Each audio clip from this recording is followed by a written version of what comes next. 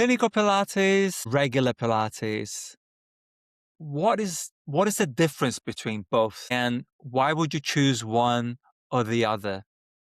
And why does that matter?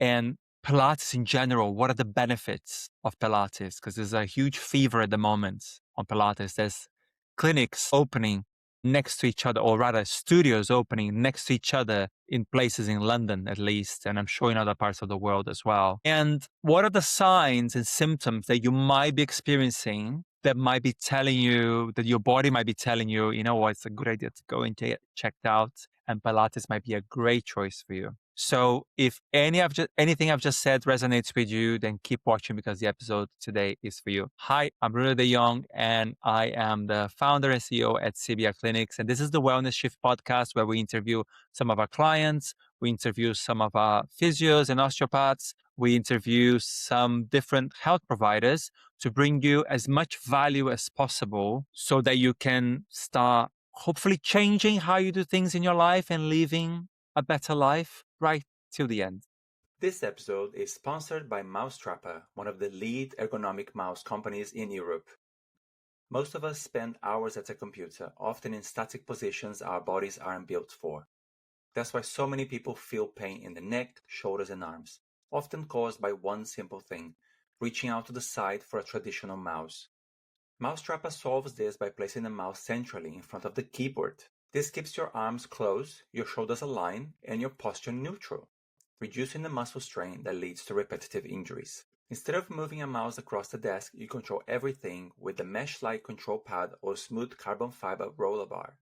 Both allow precise, low-effort movement using small, relaxed motions, which is exactly what good ergonomics encourages. They design and manufacture Mousetrapper in Sweden with a focus on long product life and sustainability. Durable products mean less waste and fewer replacements over time. If you never tried a center mouse before, the difference is immediate. That's why they offer a free 14-day trial so you can feel the improvement for yourself. Fight the pain, support healthy posture, experience Mousetrapper. So Vedika, welcome to the Wellness Shift podcast. Thank you, Bruno. Thank you for having me. So tell everyone who you are and what you do. I am Vedika. I am a physiotherapist who works with CBR Clinics. I'm also trained in level 1 and 2 of mat-based clinical Pilates, and I've got the certification from APPI, which is the Australian Physiotherapist and Pilates Institute. And currently, I have been working with CBR Clinics, treating different patients from different backgrounds and helping them get better with better movement quality. Do you typically work with? So what's your ideal client and what sort of challenges they usually face when they come and see you? Right. So there are a wide variety of clients who do come for clinical Pilates. There are clients from ergonomically or occupational conditions, like due to long sitting at work, having neck pain, back pain. There are also athletes who are recovering from injuries, or there are also clients who have just been going on with different aches and pains. But I think the main string that is quite common is people with a lot of stiffness, people who think that they are lacking the control in the movements that they're doing, or even just because of pain, not able to move around better. So they are aware of the pain symptoms and just want to get better with the right guidance. So I think it's a mixture of different kind of people, but mostly it's with stiffness and lacking the movement control. So what are the, other than if people are feeling stiff or if the people are feeling, people are having pain, what are the other signs that people might be experiencing or might be getting from their bodies that might suggest them that they might benefit from having to seeing you or doing some Pilates? Right. So I think apart from just pain and stiffness, it's also about people who want to get better. It can be even something as basic as lacking balance. Like we notice that so many times that one side of the body is just more stable, can do much more better things and has a better stability component. And the other side just doesn't get right.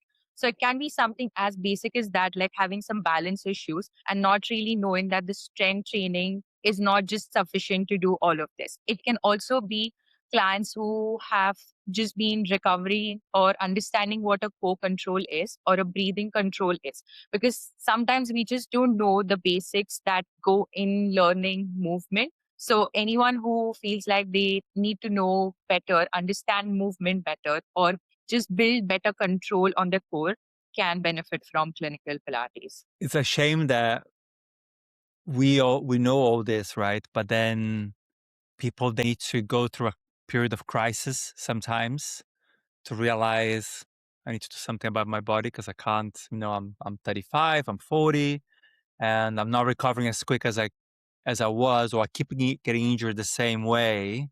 Yeah, yeah. That they need to go through that, because a lot of people, they sometimes they realize there is an imbalance. Not in pain, I can still do what I want or with some adjustments, and they just don't come and see us sooner. So But that is then what are the downsides of that, of sort of waiting until the moment of crisis rather than doing it earlier? What would you say are the downsides?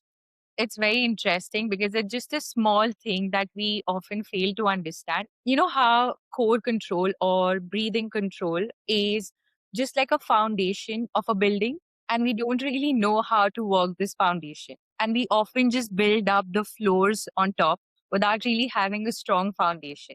And I think that's a main component which we try to focus on through clinical Pilates, because we are trying to look at the accuracy and the quality of the movement.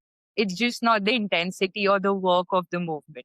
So that definitely makes a huge difference, especially for people who think, oh, come on, I've been exercising, I regularly exercise. Why do I still get aches and pains? It's because this movement quality is lacking.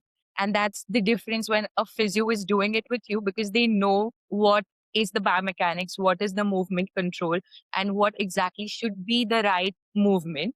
And then you can just progress with intensity and frequency, add more weights, add more strength. So once your foundation, which is the core control, which we often don't realize is not just ab workout or just getting six packs. And that's where if we do the small changes, especially when you're told and when you're given the constant feedback, like, okay, this is not how it should work, this is how it should work, and this is what you need to control, the brain registers it better. You're basically learning muscular movements through the brain adapting to them. And that's long term benefits because you've felt the therapist telling you, "Oh, this is what should the contraction feel like. This is the movement. This is the breathing." And that makes the shift that we know what we're doing, but we just now know the quality of the movement that's required to it. So we have built the foundation and now we're building up the floors on that building. So the pain getting back or you going back to that pain, the chances are lesser because you've worked the baseline properly. So I Hmm. think going back to your question, it would be more about, yes, coming in sooner, especially to find out what the base is and what you need to work on so that you can just train better and get better. So hard to change people's minds, Yeah. or just go and see someone sooner. I almost feel like, if people were to prioritize their health a little bit more and treat seeing not just physio, but seeing an osteopath or chiropractor or whatever whoever they choose to see, sort of like a dentist. You go maybe once a year, once every 6 months, just to have a check in. If everything's fine, great. But it will make such a huge impact later on when people are 60, 70, 80, because they cut things so early on, isn't it? And you talk there a little bit about working with the physio. So clinical Pilates is different from Pilates, and there's this huge fever with Pilates at the moment. I think I was driving the other day. I think it was Fulham. No. I kid you not. There were two Pilates studios next to each other.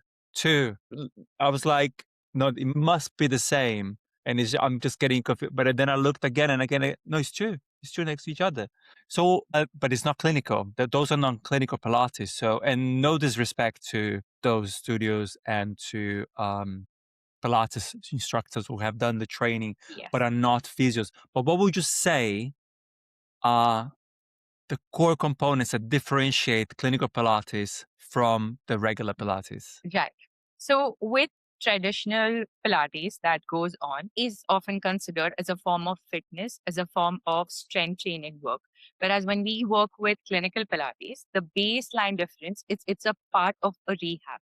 So it's definitely going to make a difference for people who are suffering from pain because we are working with the pain symptoms. So it's not like a cookie cutter fitting everyone. It's going to be very specific and individualized to your issues. So as a physiotherapist, because I have the knowledge of the movement of biomechanics, I am going to be able to work with your pain.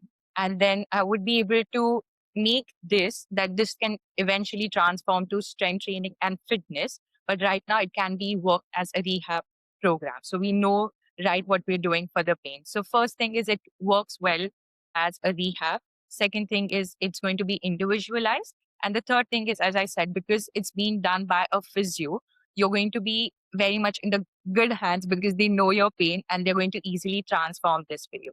And the basic difference is an assessment because before every clinical Pilates session, we do a brief assessment. And that's where I'm going to understand everything about you. What are your goals? What are the issues you're going through? What are we looking to achieve?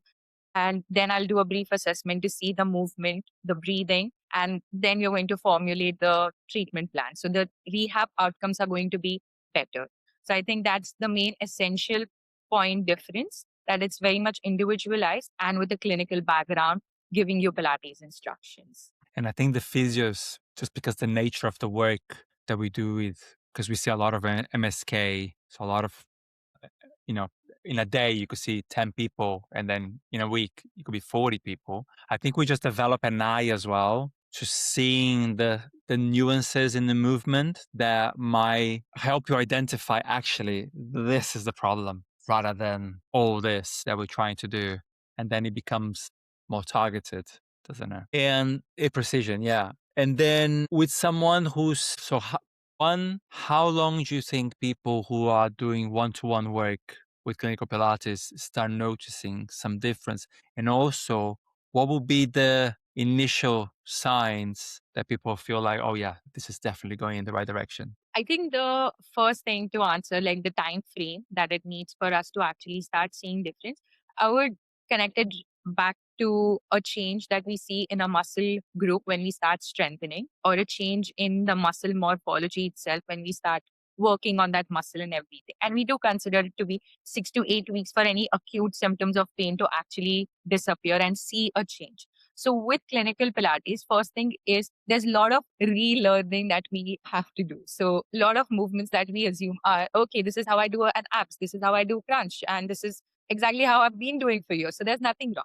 But now once we have started retraining, you have to unlearn things that you have learned first. So that is a process where it's going to take a bit longer time to unlearn and relearn the right technique. So about 6 to 8 weeks is the time frame, considering I see you once a week for 45 minutes. So I'm giving you enough work to continue every week. And every week we are building slowly the blocks of that building. So 6 to 8 weeks would be the time frame to see a major difference from where you started. What are they Yes. going to be noticing first? So I think the first thing is breathing control, that it definitely makes a huge difference. And your sitting posture, because that's something that you have got a tactile feedback. I'm going to always tell you, okay, this is where you feel it. This is the diaphragm working. This is the breathing pattern working. And these are how your muscles should sit when you're in a relaxed position. So every day, if I'm going back to back thinking about it, because I can hear my physio telling me in background, oh, this is what you need to correct. This is what you need to work on. So that's the basic shift that you start seeing. This is the breathing not being so stressed, because we often do that. We don't realize, but we have a lot of stress breathing going around. And the second thing is the basic postural changes. Like you start noticing the minute you're slouching that, oh, this is not how I should be. I need to be sitting upright.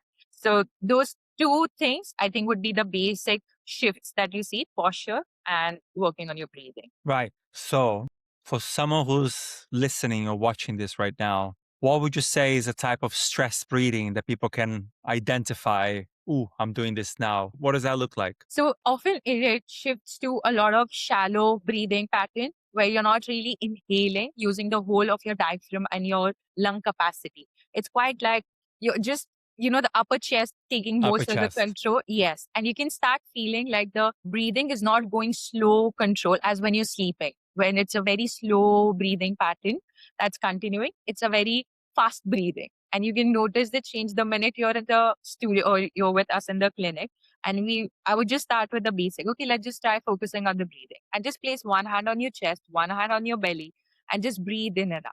The first thing I tend to do is just see what your breathing pattern is. It doesn't have to be the same for everyone. Some of us just flare up our chest, some of us just have deep abdominal breathing, any one of those. But either way, we need to be able to see what moves. And then we'll start retraining on working more from the diaphragm. Let's try taking deep inhale in. Let's try focusing on filling the air down to your lungs. And that's when you have done the tactile feedback for 10-15 minutes. You're like, okay, now I can coordinate this with my movement and it can work. And to just add on to the same point, because we are on breathing, we often forget diaphragm as the main muscle of the core. And we train everything else and we just forget that diaphragm should be. So many times I would see a plank going on and the breath is all like, oh my God, I can't, I can't breathe. So no, your diaphragm is really compensating in that position.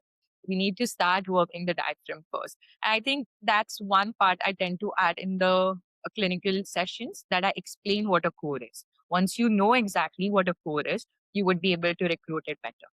Most of the time, we ignore the pelvic floor. We don't even know that the pelvic floor Yeah. is a part of the core. So I think that's another point that I would add to the work of a clinical Pilates, that we are explaining what a core is and what deep muscle and superficial muscles are, so you understand it better. So can you tell people what are the core muscles, pelvic floor? Because people think, like you said, it's just abdominals. So what are they then?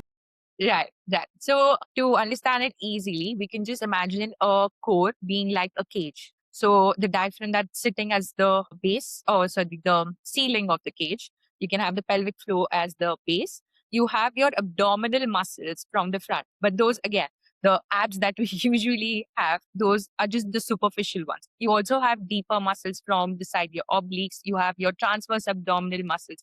The back, you also have your multifidus muscle. So it's forming a round circle of that cage with the diaphragm on the top and your pelvic floor on the bottom. And now this together, that cage is what you recruit throughout your movement, and not just your abdominals doing your crunches or your plank work. So it's very important that we focus on these parts of the body to train better. And if I just put it in easier words, just stabilizing muscles of your body. They are stabilizing you to do other work. So your injury chances are lesser. Excellent. Thank you.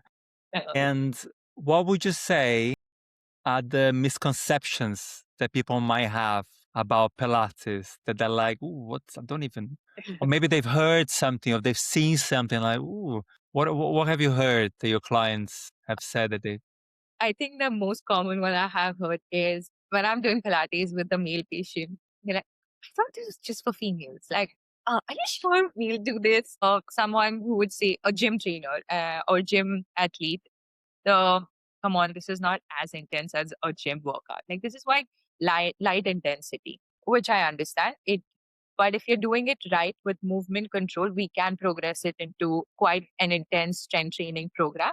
But this is just the basic for you to understand the principles. So it can be changed and it can be made, the intensity can be increased. It just till we understand the basics of it.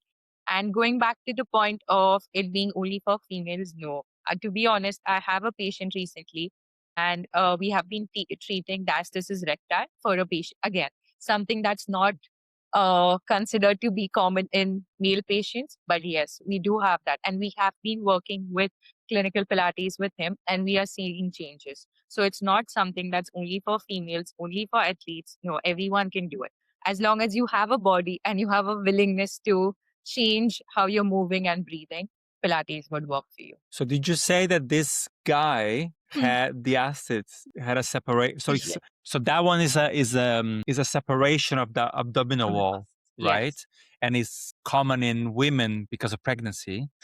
Yeah. So why would man get that? Oh, again, a very common example is where there is a lot of sitting and not having right amount of strength training work done. So over a period of time, lot of muscle weakness would lead to it. And a sudden movement can be a trigger for this to realize. So in this case, it was more about while doing crunch, noticing that, okay, this does not feel like a normal abdominal movement. There's a bulge and this is not something normal. So of course we had to do the test to rule out that this is not a hernia, this is a diastasis recti. Again, a physio would be able to tell you that because a physio has done your assessment and seen what is wrong, measured the diastasis recti, ruled it out from hernia, and then training you. So, and it does make a difference. Once you start working the basics of your core, you would be able to see the differences. And then do you think, what other conditions do you think Pilates could be good or is good to treat? Obviously, anything around the core is great. What about more lower down, like legs? Do Yes. you? We would be able to do a whole body workout, like even for upper body and lower body strength training. Because as I said, the Pilates, usually associated with reformer based Pilates. And it's often thought that, okay, the machine is going to help you and you're going to work with it. But even with mat based Pilates, we tend to work a whole body workout. So when we start, we make sure that the posture is aligned well. We are going from the upper body, the core, and the lower body. So we do have a lot of balance work, single leg work, which is really going to target you to work on your knee, glutes, ankle. And the other thing is when we're doing the single balance work as well, that's when, as a physio, you would be able to see the biomechanical changes. So you're going to work on training that there. And again, the patient is going to benefit from those standing workouts as well. So, yes, it can work for lower body as well as upper body. So anyone with hip pain, knee pain could benefit from Pilates. Yes, yes. And we do also add on equipments to increase the intensity. So we do use light weights. There's something called as a magic circle, which is also a resistance ring that we use for adductors, abductors. So there are different equipments that we can add to the Pilates to increase the intensity of the work. Great. Now, are you able to give our listeners or our viewers a simple exercise or technique that they Mhm. can do at home based on Pilates that can they can help them with anything? Right. I think one, because I do see a lot of desk-based workers, and I know the forward head and rounded postures is a very common work. So a very basic exercise that can actually just train the back muscles to work on the posture. It's so easy that all you have to do is you're just getting your arms by your side, your elbows are tucked in. All you do is just get to drop your shoulder blades back. You're just squeezing your shoulder blades back. Them back. Yes, and you just move your hands out to the side. So now you're really feeling your back muscles working because they're squeezing your shoulder blades in together. Now, keeping this movement, all you're going to do, keep your shoulder blades in together. Just stretch your arms out to the side. Lovely. Keep squeezing your shoulder blades. Good. Oh, Now let's place our hands down to the floor. Good. Keep squeezing the yeah. shoulder blades. Let's now face the palm up to the ceiling. Good. Now get your hands or your arms back in. Good. Keep squeezing the shoulder blades. That's a nice reset. And you could feel the back muscles finally doing the work. So the same Wow. movement that we did, we would just coordinate it slowly with breathing. So throughout the movement, then we don't hold the breath. So it's as simple as that. Just getting the arms stretched out and back in would retrain the back muscles. Instant change in the posture. Say. Yeah. Yeah. Well, it certainly brings that awareness of muscles that I'm not really using to keep my posture, right? It's so easy to just slouch. Even me here have a great setup, but I still catch myself doing this sometimes because. Yes, poetry. And okay, so if someone is on the fence and like, I'm not sure this is for me, or I'm a bit hesitant for whatever reason, what would you say to someone like that? I think I would just say is I know you're on fence, but just start it. And you don't need to be already fit. You don't need to be already flexible. All you need is the willingness and interest, and we can guide you to work with the move. And the other thing I would say, if you are holding back because of a pain or something that you know might get triggered because you're going to start Pilates, because that's a common thing to keep you on fence. That my pain's gonna get worse if I start doing this. No, it wouldn't. We're going to be in a very guided and controlled session where anything happens, we're going to be able to modify the exercises. It's not like your any other Pilates class where all the exercises are for everyone. This is very specific to you.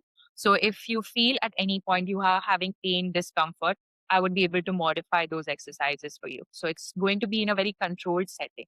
So it's a way to just start it. Just give it a go, see how you feel. We can always get to modify things. Brilliant. Vedika, Thank you so much. This is really informative, I feel, and I love all the information you put together and the differences as well between clinical Pilates, just regular Pilates is really important for people to hear. So thank you so much for joining us today. Thank you so much, Bruno. Thank you for having me. And I'm just more than happy to be able to share the knowledge we have and just as many people we can help.